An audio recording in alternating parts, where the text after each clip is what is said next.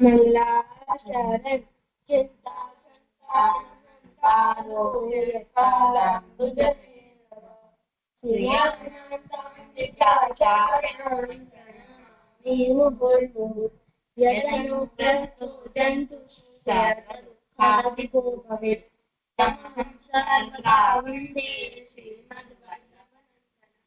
अज्ञानस्य विराटस्य चक्षुरुन्मीलितं येन तस्मै श्रीगुरवे नमः। नमामि हृदये शिरसे लीलाक्षीलाभ्युषाय लक्ष्मीसहस्रलीलाभ्युषे सेव्यमानं कलामिति चतुर्भिश्च त्रिभिश्चता सर्वैर्विराजते यौषौ पञ्चदारतये मम।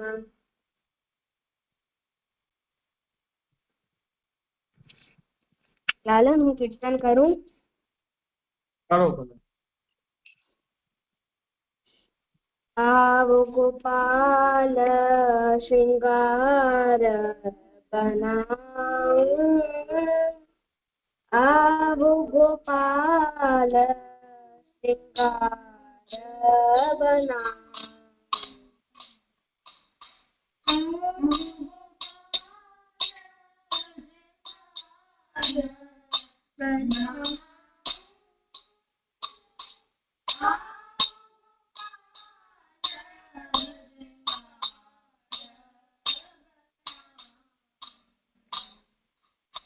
विविध सुगंधान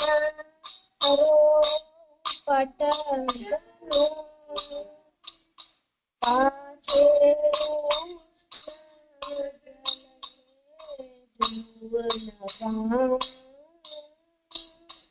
आवो गोपाल श्रृंगार बनाओ।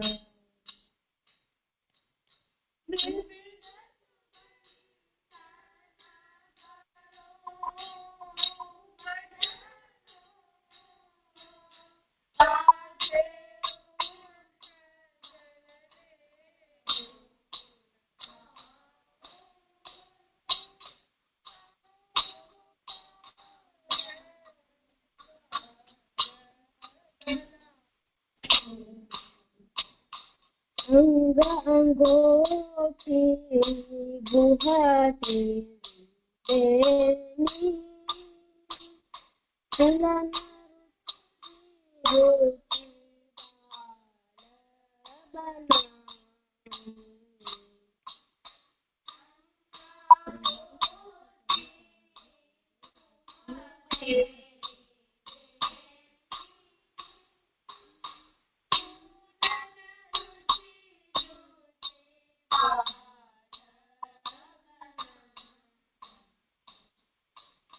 तुरंग पाग जरतारी तोरा रतन खचिता सिरा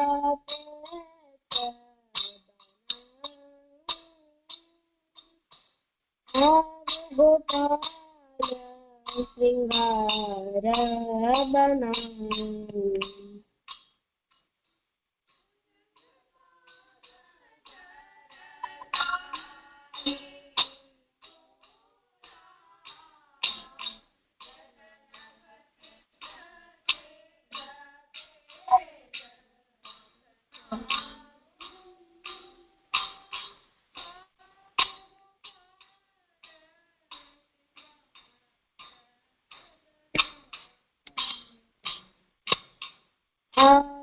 बागो लाल सुनेरी छापो हरि इजारा चरण नीर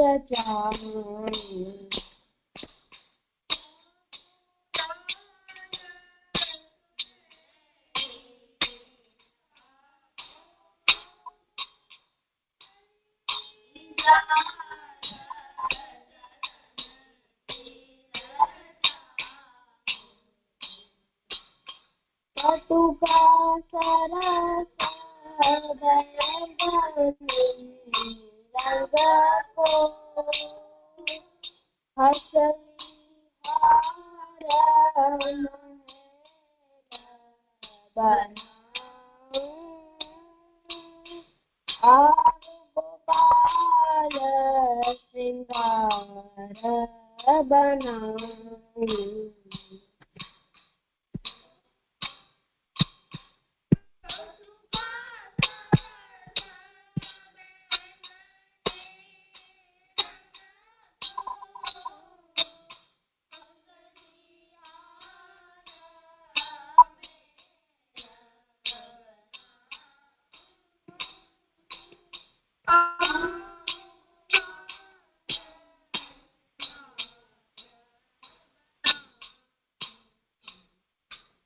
गजमोती के हार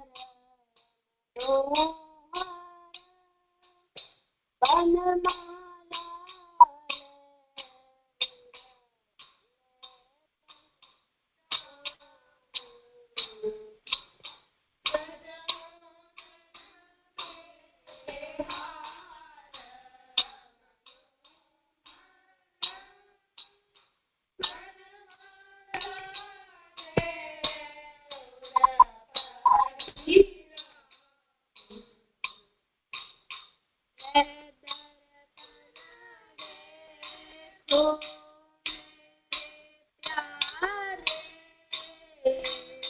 निरखी नैना तेरा आवे गोपाल श्रृंगार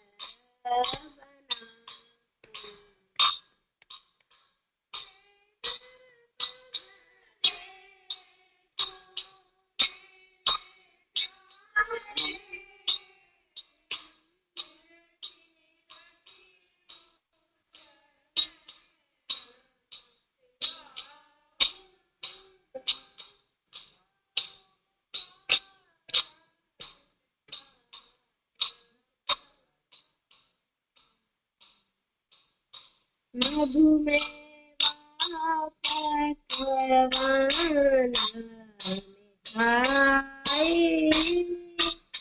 अपने करने तुम्हें जिमाऊं।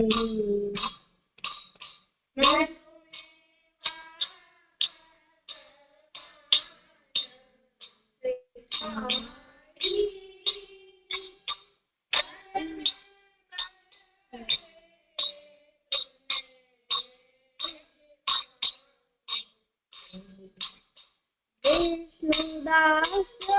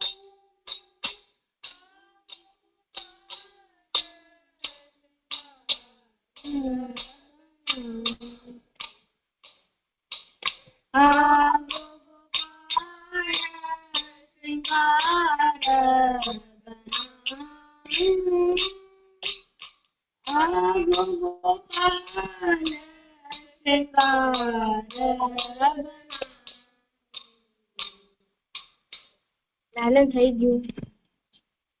હા, આમાં થોડું કાલથી જરા ધ્યાન રાખજો. તમારો અવાજ છે ને બહુ જ ઓછો આવે છે, ધીમો આવે છે, એટલે આવતો જ નથી. જયારે તમે બધા જયારે કીર્તન કરો છો ને ત્યારે તો કાલથી થોડુંક એ ધ્યાન રાખજો. ઠીક છે?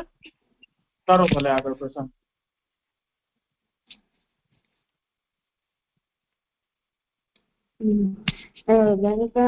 દર્શન કરું. કરો કરો. श्री पुरुषोत्तम दास नो 9मो प्रसंग।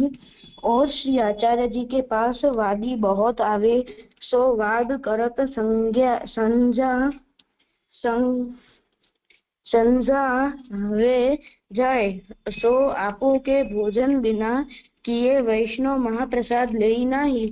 तब श्री आचार्य जी पत्रावलंबन ग्रंथ करी के एक कागज पर लिखे, एक वैष्णव को दिए, जो विश्वेश्वर महादेव जी के देवालय में लगाई भीति सो यह कहियो, जितने पंडित सेव ब्राह्मण वादी आवे सो संदेह होई सो यामे देख लेऊ।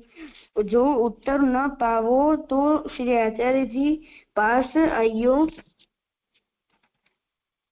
तब वैष्णव पत्रावलंबन ग्रंथ के ले जाई महादेव के पास भीति में लगाई। सगरे मायावादी तो तहाँ आवे ही 300 वैष्णव ने कही, जो संदेह श्री आचार्य जी सो पूछनो होई सो याको बाँची लेऊ। सो सबन को उत्तर मिल्यो। सब चुप वे रहे और कहे, जो श्री आचार्य जी ईश्वर में है, इतने छोटे ग्रंथ में हजारन मायावादीन को निरुत्तर किए। નાનામાંથી આપણે એ શીખ મળે છે કે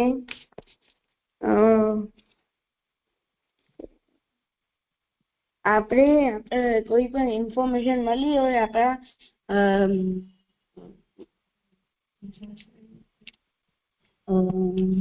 રાષ્ટ્રની, તો આપણે બીજા કોઈ અવૈષ્ણવને ન કહેવું જોઈએ. જેમ આમાં શ્રી આચાર્યજીએ કાગળમાં લખ્યો પ્રતાવલંબન ગ્રંથ, તો પછી જે વૈષ્ણવ હતા એ મહાદેવજીના દેવાલયમાં લગાવી દીધો, મંદિરમાં.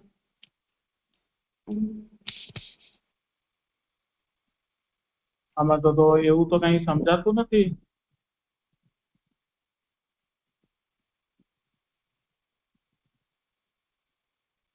જો અહીંયા આચાર્યનું અનુસરણ અથવા આચાર્યનું કર્તવ્ય, એક વાત એ જાણવામાં આવે છે, અને બીજું હરિગુરુ વૈષ્ણવ અથવા વૈષ્ણવનું હિત વિચારવું. તો એ બે વાત આપણે આમાં સમજાય છે. હવે આચાર્યનું આમાં શું કર્તવ્ય આવું બતાવો.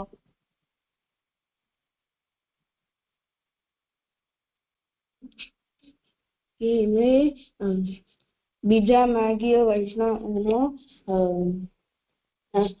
પ્રશ્નના ઉત્તર. હા, કહી શકાય એવું. તો સામે કોઈ પણ વાદ કરવા આવે તો એમની સાથે ચર્ચા કરી અને પોતાના માર્ગને સ્પષ્ટ કરવો જોઈએ અથવા એનું રક્ષણ કરવું જોઈએ. અને એ આચાર્યનું કર્તવ્ય છે, શ્રી આચાર્યનું.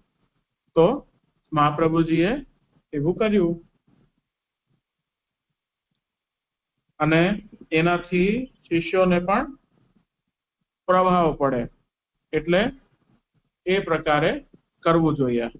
એમને પણ કંઈક શીખવા મળે, એમનામાં પ્રભાવ એ પડે કે એ લોકો ઠાકોરજીને વધારે સારી રીતે જાણી શકે, મહાત્મ્ય જ્ઞાન થઈ શકે, તો નવું જાણવા મળે. તો આ પ્રકારે આચાર્યનું કર્તવ્ય હોય છે. ઠીક છે. બીજું તો આમાં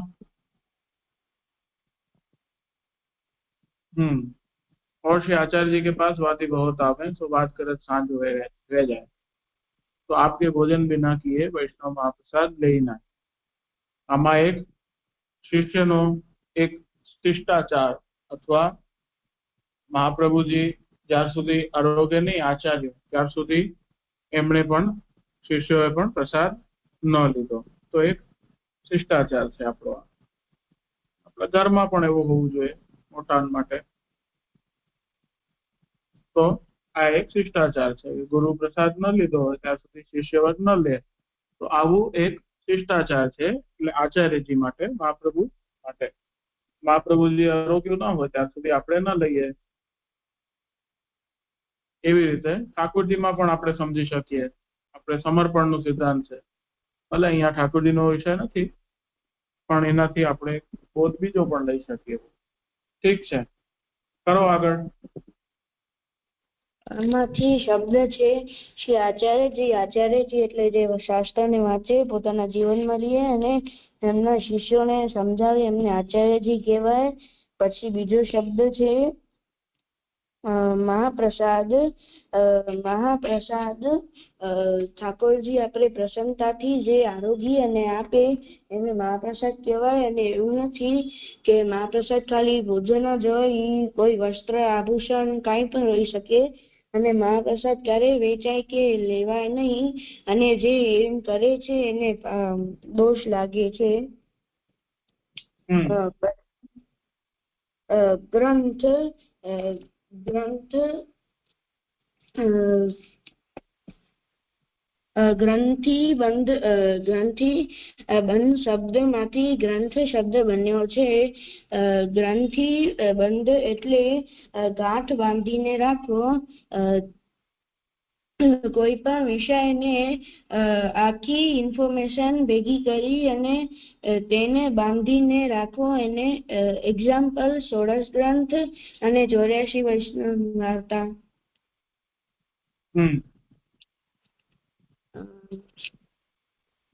પછી જે વૈષ્ણવ જે શ્રી વિષ્ણુના કે એમના અવતારોના અનન્ય ભક્ત હોય એમને વૈષ્ણવ કહેવાય. પછી છે દેવાલય મંદિર. મંદિર બે પ્રકારના હોય છે, ગૃહ મંદિર અને દેવાલય મંદિર. દેવાલય મંદિરમાં દેવોનો રહેવાનું સ્થાન છે અને ગૃહ મંદિરમાં આપણે ઠાકોરજી, આપણા ઘરમાં આપણે ઠાકોરજીનું મંદિર બનાવીએ એ ગૃહ મંદિર.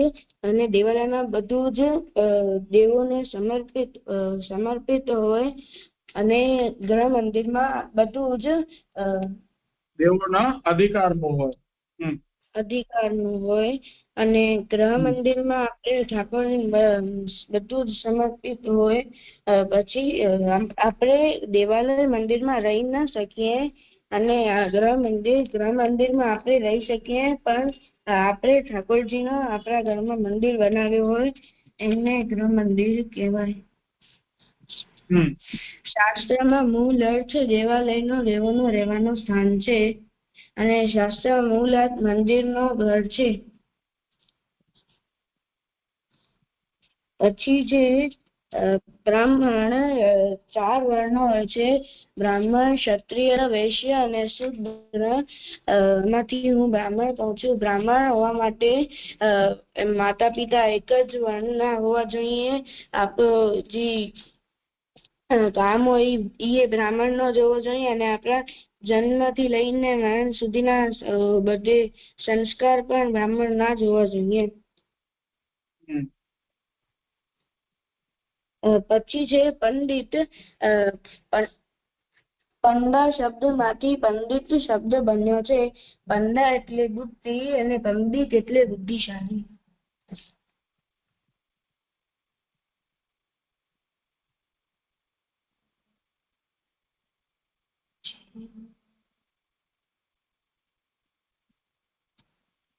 મહાદેવ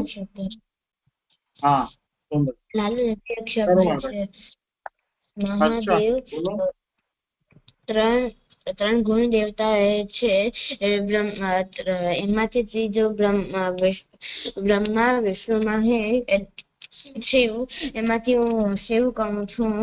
શિવ એટલે પરબ્રહ્મનો ઈ અંશ જે પૃથ્વીનો લય કરે છે અને જે તામસ ગુણ નો કંટ્રોલર છે એને શિવ કહે છે, મહાદેવ કહેવાય.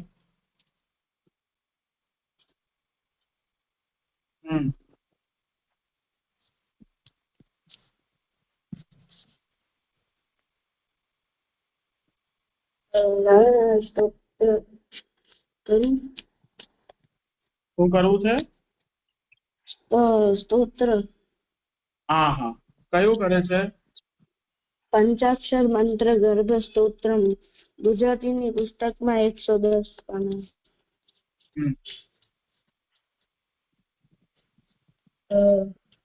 दुष्टतमो दयारहितोऽपि विधर्मविशेषकृते प्रार्थितोऽपि दुर्जनसङ्गरतोऽप्यवरोऽपि च कृष्ण तवास्मि न चास्मि परस्य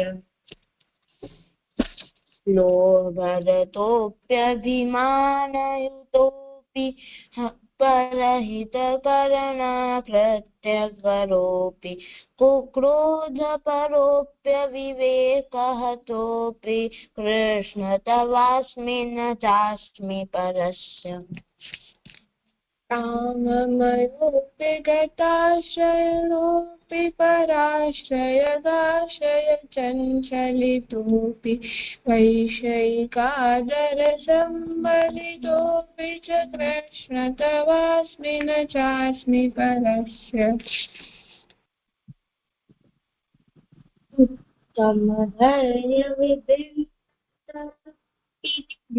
उत्तमधैर्यविद्युदरसोऽपि विकृतमत्सरमोहमदोऽपि च कृष्ण तवास्मि न चास्मि परस्य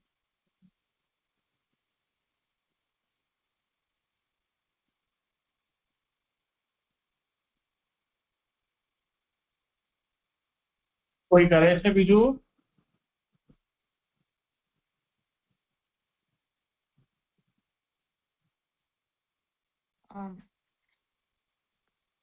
भक्तिपतादरमात्रकृतोऽपि व्यर्थविरुद्धकृतिप्रसृतोऽपि त्वत्पदसम्मुखता पतितोऽपि च कृष्ण तवास्मि न चास्मि परस्य संसृतिगेहकलत्ररतोऽपि व्यर्थधनार्जनखेदसोऽपि उन्मदमानससंशयनोऽपि च कृष्ण तवास्मि न चास्मि परस्य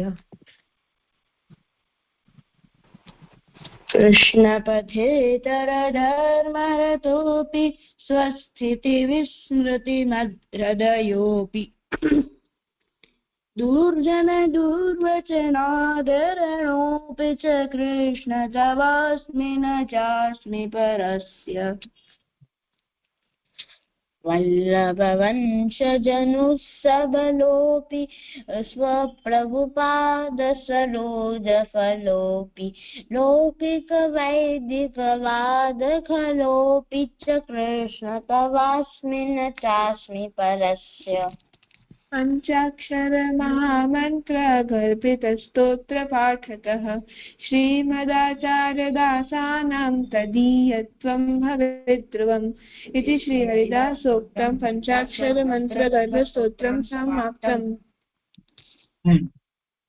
जलभेदः नमस्कृत्य हरिं वक्ष्ये तद्गुणानां विभेदकान् भावान् विंशतिधा भिन्नान् सर्वसन्देहवारकान् गुणभेदास्तु तावन्तो यावन्तो हि जले मताः गायकाः कूपसङ्काश गन्धर्वा इति विश्रुताः कूपभेदास्तु यावन्तस्तावन्तस्तेऽपि सम्मताः कुल्याः पौराणिकाः प्रोक्ताः पारम्पर्ययुता भुवि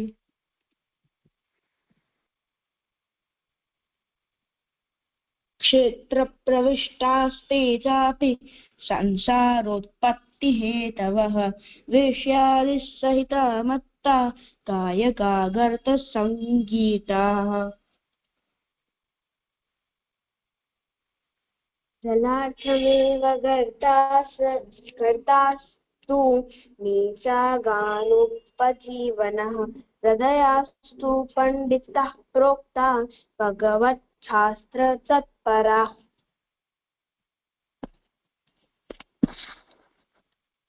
सन्देहबालकास्तत्र सूदा गम्भीरमानसाः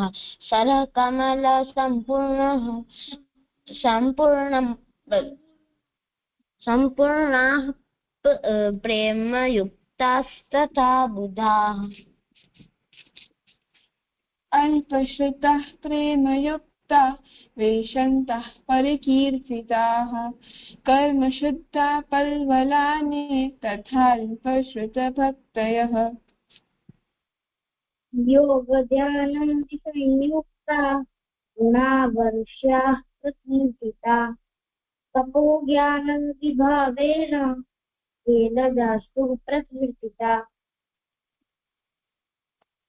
अलौकिकेन ज्ञानेन ये तु प्रोक्ता हरेर्गुणाः कदाचित् कः शब्दगम्य पठच्छब्दा प्रकीर्तिताः देवाद्युपासनोद्भूताः पृष्ट्वा भूमेरिवोद्गताः साधनादिप्रकारेण नवधा भक्तिमार्गतः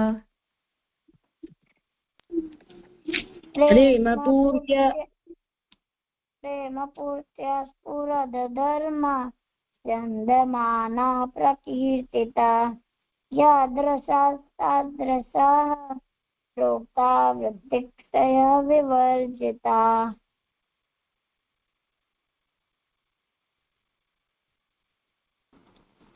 स्थावरास्ते समाख्याता मर्यादैकप्रतिष्ठिताः अनेकजन्म संसिद्धा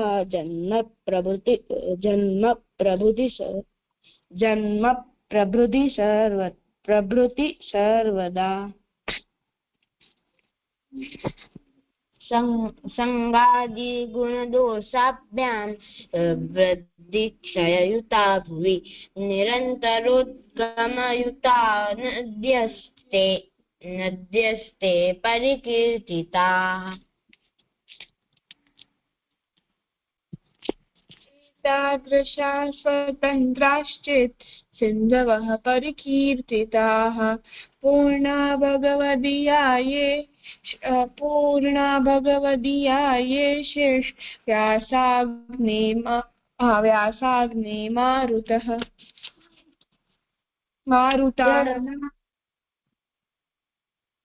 जडनारद मैत्राद्यास्ते समुद्रा प्रकीर्तिता लोकवेद गुणैः मिश्र भावे नैके हरेर्गुणान् वर्णयन्ति समुद्रास्ते क्षाराध्या षट्प्रकीर्तिताः गुणातीततया शुद्धं सच्चिदानन्दरूपिणः सर्वान् एव गुणान् विष्णोर्वर्णयन्ति विचक्षणाः ते मृतोदाः समाख्याताः तद्वाक्पानं सुदुर्लभम्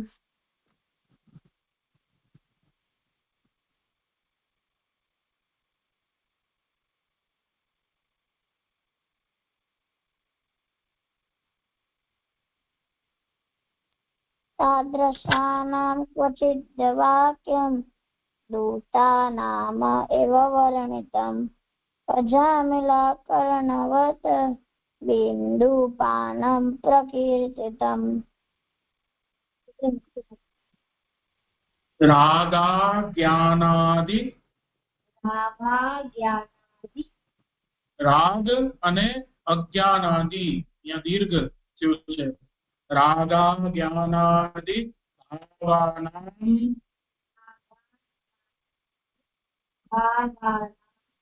સર્વથા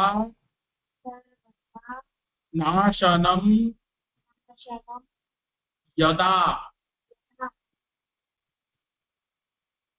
तदा लेहनम इत्युक्तम स्वानंदोद्गम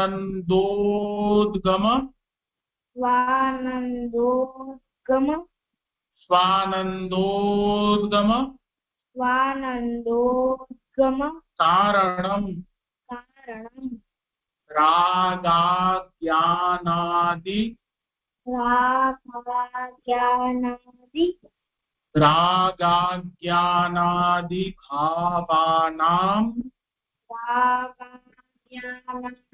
भावानां સર્વથા નાશનમ યદા સર્વથા નાશનમ યદા તદા લેહનમ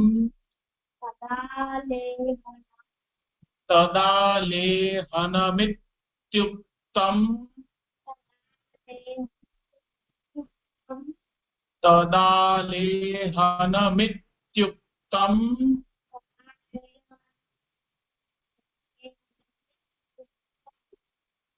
સ્વાનંદોદ્ગમકારણમ.